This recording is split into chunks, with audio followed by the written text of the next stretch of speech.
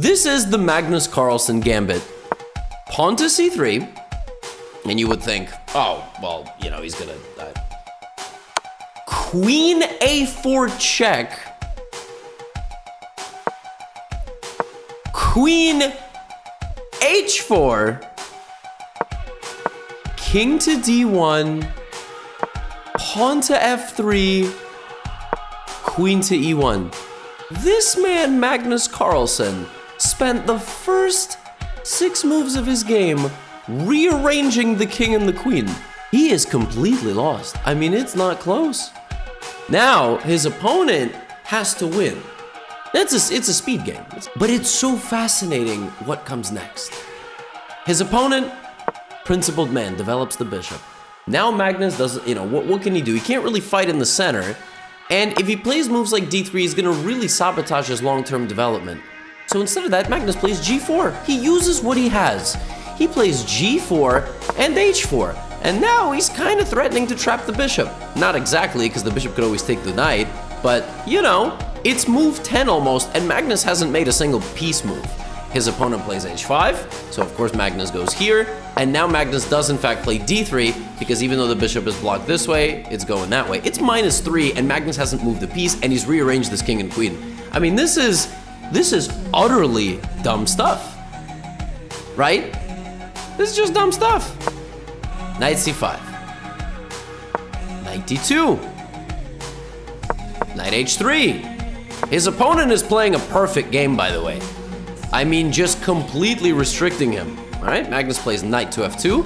Now the opponent plays queen d7 and bishop h3.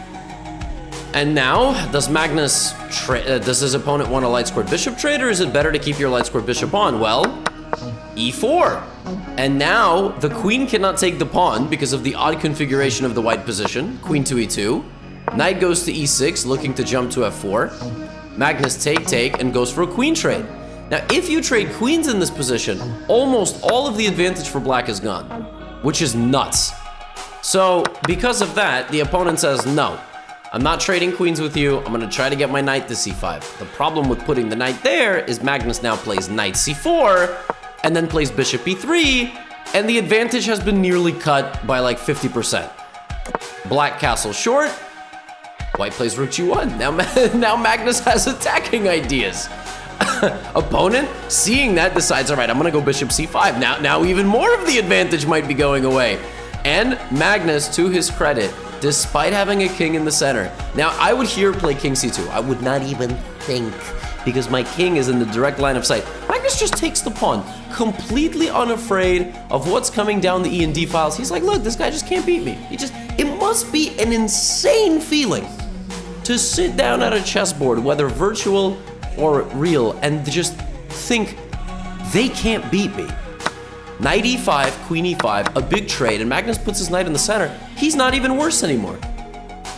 His king hasn't moved off d1. He played the whole game without moving his king, and he's up a pawn. Now, black is still better, make no mistake, black is still better.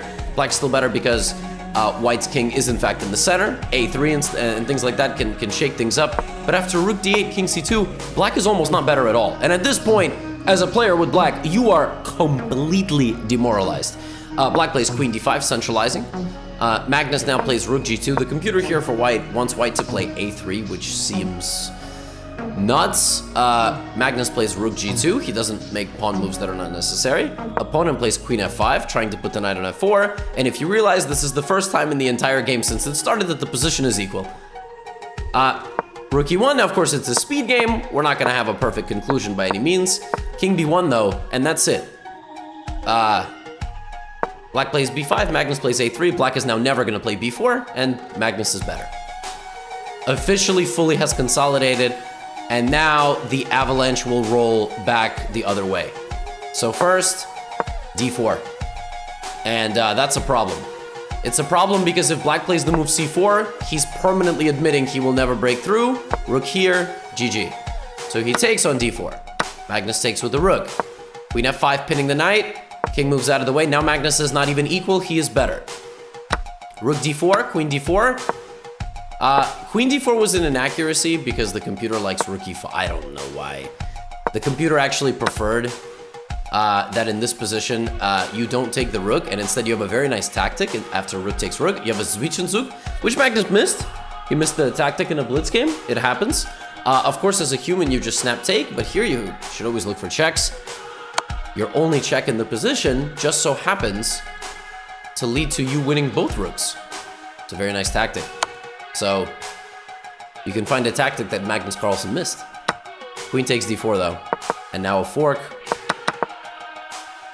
Queen e4, forcing a queen trade, exactly how you simplify the position. And en passant, rook b4, and he wins all of his opponent's pawns. Rook stops the h-pawn from advancing, and I mean, this is so unnecessary. The pawn is 2 squares away from queening. He doesn't need to do that. He could have run back this way, but he wanted to stop knight h4. Magnus calculates that he can sack his rook, and the pawns cannot be stopped by the knight. This is sick stuff. He is a sick man. I mean, look at this.